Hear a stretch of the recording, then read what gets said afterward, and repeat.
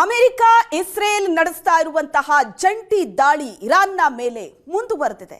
ಐಆರ್ಜಿಸಿಯ ಪ್ರಮುಖ ನೆಲೆಗಳನ್ನ ಗುರಿಯಾಗಿಸಿ America attack ಮಾಡಿದೆ. ಇರಾನ್ನ ರಾಜಧಾನಿ ಟೆಹರಾನ್ ಮೇಲೆ ಯುಎಸ್ ಕ್ಷಿಪಣಿ ಸುರಿಮಳೆಗೈದಿದೆ. ಐಆರ್ಜಿಸಿಯ ಪ್ರಮುಖ ನೆಲೆಗಳನ್ನ ಟಾರ್ಗೆಟ್ ಮಾಡಿ ನಡೆಸ್ತಾ ಇರುವಂತಹ ದಾಳಿ ಇದು.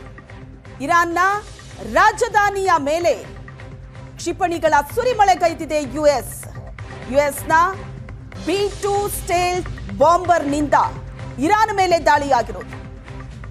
ಇರಾನ್ನ ಲೆಬನಾನ್ ಗುರಿಯಾಗಿಸಿ ಇಸ್ರೇಲ್ ವೈಮಾನಿಕ ದಾಳಿಯನ್ನ ನಡೆಸಿದೆ. ಹೆಜ್ಬುಲ್ಲಾ ಮೂಲ ಸೌಕರ್ಯದ ಮೇಲೆ ಐಡಿಎಫ್ನಿಂದ ಅಟ್ಯಾಕ್ ಆಗಿದೆ. ಐಡಿಎಫ್ನಿಂದ ಇರಾನ್ ಲೆಬನಾನ್ ಮೇಲಿನ ದಾಳಿಯ ಅಂಕಿಅಂಶ ಬಿಡುಗಡೆಯಾಗಿದೆ. ಇರಾನ್ನ ನಗರಗಳ ಮೇಲೆ ಒಟ್ಟು 7,600 ದಾಳಿಗಳನ್ನ ಇಸ್ರೇಲ್ ಮಾಡಿದೆ.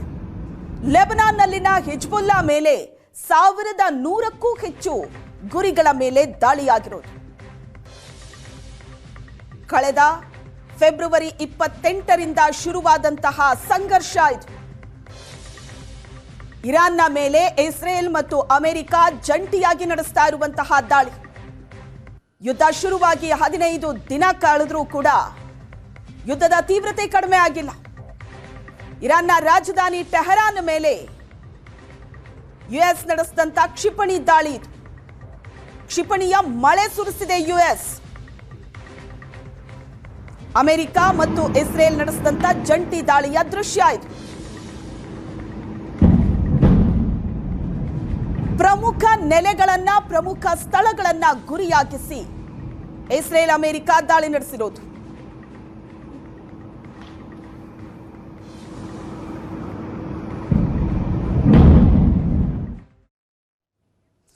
ಕ್ಷಣ ಕ್ಷಣಕ್ಕೂ ಉದ್ವಿಗ್ನ ಸ್ಥಿತಿಯತ್ತ ಸಾಗಿದೆ ಮಧ್ಯಪ್ರಾಚ್ಯದ ಪ್ರದೇಶ.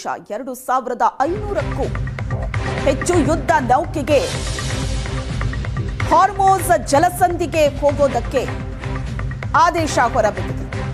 ಹಾರ್ಮೋಸ್ ಜಲಸಂಧಿ ಬಳಿ ಹಿಡಿತ ಸಾಧಿಸೋದಕ್ಕೆ ಅಮೆರಿಕ ಮುಂದಾಗಿದೆ.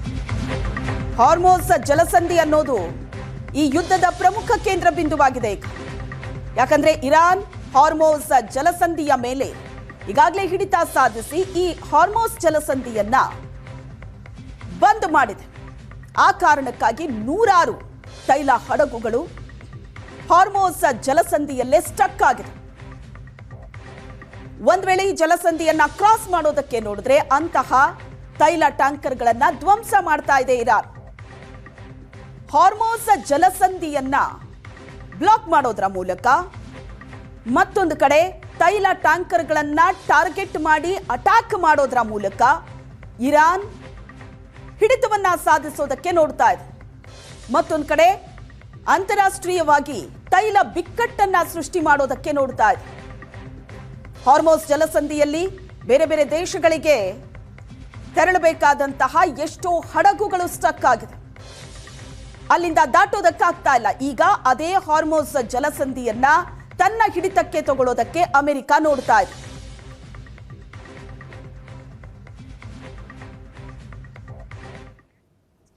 ಹದಿನೈದನೇ ದಿನವೂ ಕೂಡ ಇರಾನ್ ಇಸ್ರೇಲ್ ಸಂಘರ್ಷ ಮುಂದುವರೆದಿದೆ.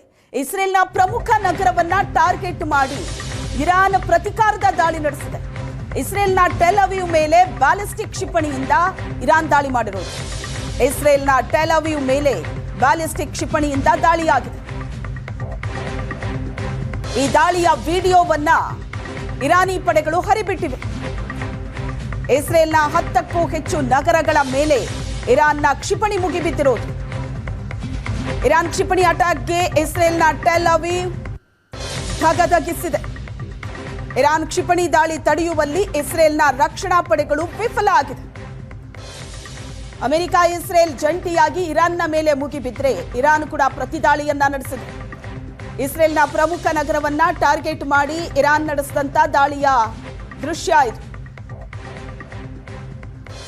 ಇರಾನ್ ಇಸ್ರೇಲ್ನ ಮೇಲೆ ದಾಳಿ ಮಾಡಿ ಆ ವಿಡಿಯೋವನ್ನ ಹರಿಬಿಟ್ಟಿದೆ. ಇಸ್ರೇಲ್ನ ಒಟ್ಟು 10ಕ್ಕೂ ಹೆಚ್ಚು ನಗರಗಳ ಮೇಲೆ ಇರಾನ್ ನಡೆಸಿದಂತ ದಾಳಿ. ಇಸ್ರೇಲ್ನ 10ಕ್ಕೂ ಹೆಚ್ಚು ನಗರಗಳ ಮೇಲೆ ಇರಾನ್ ಬ್ಯಾಲಿಸ್ಟಿಕ್ ಕ್ಷಿಪಣಿಯಿಂದ ದಾಳಿ ಮಾಡಿದೆ.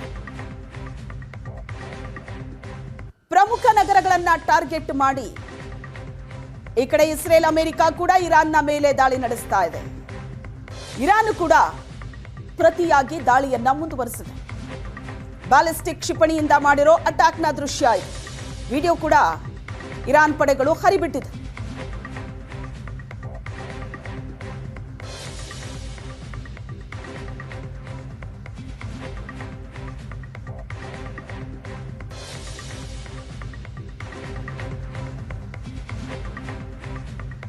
ಈ ಬಗ್ಗೆ ಹೆಚ್ಚಿನ ಡೀಟೇಲ್ಸ್ ಅನ್ನ ಕೊಡ್ತಾರೆ ನಮ್ಮ ಪ್ರತಿನಿಧಿ ಮೋನಿಶಾ, ನ್ಯೂಸ್ ಡೆಸ್ಕ್ ಇಂದ ಸಂಪರ್ಕದಲ್ಲಿದ್ದಾರೆ. ಮೋನಿಶಾ, ಈಗ ಯುದ್ಧ 15ನೇ ದಿನಕ್ಕೆ ಕಾಲಿಟ್ಟಿದೆ.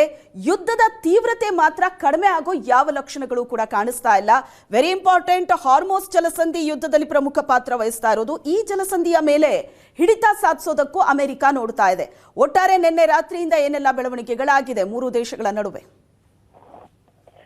ಹೌದು ಶ್ವೇತಾ, 15 ದಿನ ಆದ್ರೂ ಕೂಡ USA ಹಾಗೂ ಇಸ್ರೇಲ್ ಇವೆರಡು ಜಂಟಿ ದಾಳಿ ಏನಿದೆ ಇರಾನ್ ಮೇಲೆ ಅದು ಇನ್ನೂ ನಿಂತಿಲ್ಲ. ನಿನ್ನೆ ರಾತ್ರಿಯಿಂದನೂ ಕೂಡ ಅಮೆರಿಕ ಸತತವಾಗಿ ಇರಾನ್ ಮೇಲೆ ಡ್ರೋನ್ ದಾಳಿ ಹಾಗೂ B-2 ಸ್ಟೆಲ್ತ್ ಬಾಂಬರ್ ನಿಂದ ಇರಾನ್ ಮೇಲೆ ದಾಳಿ ನಡೆಸ್ತಾ ಇದೆ. ಇರಾನ್ನ ಪ್ರಮುಖ ನಗರಗಳನ್ನ ಅವರು ಗುರಿಯಾಗಿಸಿ, ರಾಜಧಾನಿಯಾಗಿರುವಂತಹ ಟೆಹರಾನ್ನ ಗುರಿಯಾಗಿಸಿ ತಮ್ಮ ದಾಳಿಯನ್ನು ನಡೆಸ್ತಾ ಇದ್ದಾರೆ. ಹಾಗೂ IRGC ಏನಿದೆ, ಇಸ್ಲಾಮಿಕ್ ರೆವಲ್ಯೂಷನರಿ ಗಾರ್ಡ್ ಕಾರ್ಪ್ಸ್, ಅವ್ರದ್ದು ಎಲ್ಲೆಲ್ಲಿ ನೆಲೆಗಳಿದೆ ಅದನ್ನೆಲ್ಲ ಗುರಿಯಾಗಿಸಿ ಅಮೆರಿಕ ಮತ್ತೆ ಇಸ್ರೇಲ್ ಎರಡೂ ಕೂಡ ದಾಳಿ ನಡೆಸ್ತಾ ಇದ್ದಾರೆ.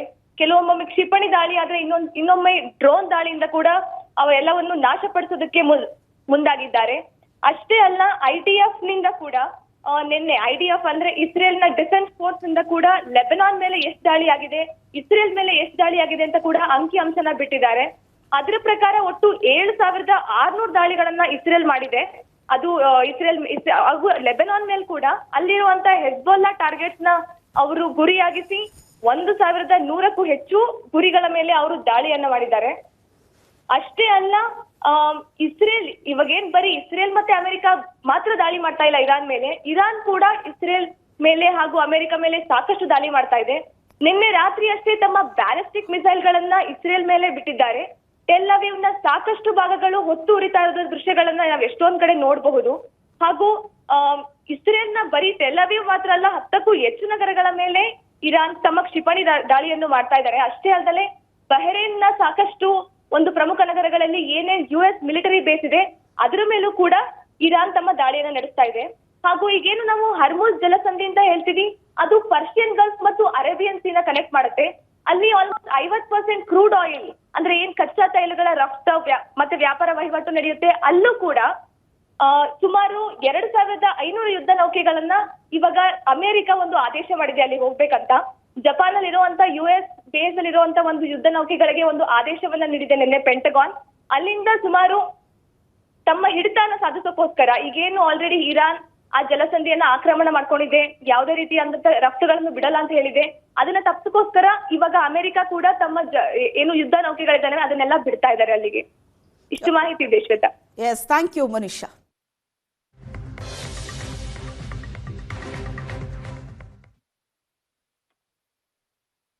ಈಗ ಅಡುಗೆ ಮನೆಗೆ ಅದರ ಬಿಸಿ ತಟ್ಟಿದ್ದನ್ನ ನಾವು ನೋಡಿದ್ವಿ. ಹೋಟೆಲ್ಗಳು ಬಹುತೇಕ ಕ್ಲೋಸ್ ಆಗಿರೋದನ್ನ ನಾವು ನೋಡಿದ್ವಿ. ಸಾಮಾನ್ಯ ಜನಜೀವನದ ಮೇಲೆ ಇಂಧನ ಬಿಕ್ಕಟ್ಟು ಪರಿಣಾಮ ಅಂತೂ ಬೀರಿದೆ. ಈಗ ಇಂಡಿಗೋ ಪ್ರಯಾಣಿಕರಿಗೂ ಕೂಡ ಇಂಧನ ಬಿಕ್ಕಟ್ಟಿನ ಬಿಸಿ ತಟ್ಟುತ್ತಾ ಇದೆ. ಇವತ್ತಿನಿಂದ ಇಂಡಿಗೋ ಟಿಕೆಟ್ನ ದರ ಮತ್ತಷ್ಟು ಹೆಚ್ಚಳ ಆಗುತ್ತೆ. ಇಂಡಿಗೋ ಪ್ರಯಾಣಿಕರಿಗೆ ಇಂಧನ ಶುಲ್ಕ ಹೆಚ್ಚುವರಿ ಹೊರೆಯಾಗಲಿದೆ. ಇಂಡಿಗೋ ಪ್ರಯಾಣಿಕರಿಗೆ ಈಗ ಬಿಸಿ ತಟ್ತಾ ಇದೆ. ಇಂಧನ ಬಿಕ್ಕಟ್ಟಿನ ಬಿಸಿ ಇದು. ದೇಶ ಅಂತಾರಾಷ್ಟ್ರೀಯ ಪ್ರಯಾಣ ಟಿಕೆಟ್ ಮೇಲೆ ಶುಲ್ಕ ಏರಿಕೆ ಆಗತ್ತೆ. ಹೊಸ ಬುಕಿಂಗ್ಗಳಿಗೆ ಇಂಧನ ಶುಲ್ಕವನ್ನ ಇಂಡಿಗೋ ವಿಧಿಸಿದೆ. ಭಾರತದ ಒಳಗಡೆ ಪ್ರಯಾಣಕ್ಕೆ 425 ರೂಪಾಯಿ ಹೆಚ್ಚುವರಿ ಶುಲ್ಕ ಕೊಡಬೇಕು. ಮಧ್ಯ ಏಷ್ಯಾ ಪ್ರಯಾಣಕ್ಕೆ 900 ರೂಪಾಯಿ ಹೆಚ್ಚುವರಿ ದರದ ಬರೆ ಎಳೆದಿದೆ. ಆಗ್ನೇಯ ಏಷ್ಯಾ, ಚೀನಾ, ಆಫ್ರಿಕಾ, ಪಶ್ಚಿಮ ಏಷ್ಯಾ 1800 ರೂಪಾಯಿ ಹೆಚ್ಚುವರಿಯಾಗಿ ಕೊಡಬೇಕು. ಯುರೋಪ್ ಪ್ರಯಾಣ ಟಿಕೆಟ್ 300 ರೂಪಾಯಿಯನ್ನ ಹೆಚ್ಚಿಸಿದೆ ಇಂಡಿಗೋ. ಈಗ ಇಂಡಿಗೋನಲ್ಲಿ ಪ್ರಯಾಣ ಮಾಡೋರಿಗೂ ಕೂಡ ಇಂಧನ ಬಿಕ್ಕಟ್ಟಿನ ಬಿಸಿ ತಟ್ತಾ ಇದೆ. ಯಾಕಂದ್ರೆ ಹೆಚ್ಚುವರಿಯಾಗಿ ಶುಲ್ಕವನ್ನ ಪಾವತಿ ಮಾಡಬೇಕು ಪ್ರಯಾಣಿಕರು. ಇಂಡಿಗೋ ಟಿಕೆಟಿನ ದರ ಮತ್ತಷ್ಟು ಹೆಚ್ಚಳ ಆಗಿದೆ. ಡೊಮೆಸ್ಟಿಕ್, ನ್ಯಾಷನಲ್, ಇಂಟರ್ನ್ಯಾಷನಲ್ ಟ್ರಿಪ್ಗಳಿಗೆ ಎಷ್ಟು ಪ್ರಮಾಣದಲ್ಲಿ ಏರಿಕೆ ಆಗಿದೆ ಅನ್ನೋದನ್ನ ನೋಡ್ತಾ ಇದ್ದೀವಿ. ಇಂಧನ ಬಿಕ್ಕಟ್ಟು ಅನ್ನೋದು ಅಡುಗೆ ಮನೆಗೂ ತಟ್ಟಿತ್ತು ಅದರ ಬಿಸಿ. ಈಗ ವಿಮಾನದಲ್ಲಿ ಪ್ರಯಾಣ ಮಾಡೋರಿಗೂ ಕೂಡ ಈ ಬಿಸಿ ತಟ್ಟುತ್ತೆ. ಯಾಕಂದ್ರೆ ಇಂಧನ ಬಿಕ್ಕಟ್ಟು ಇದು.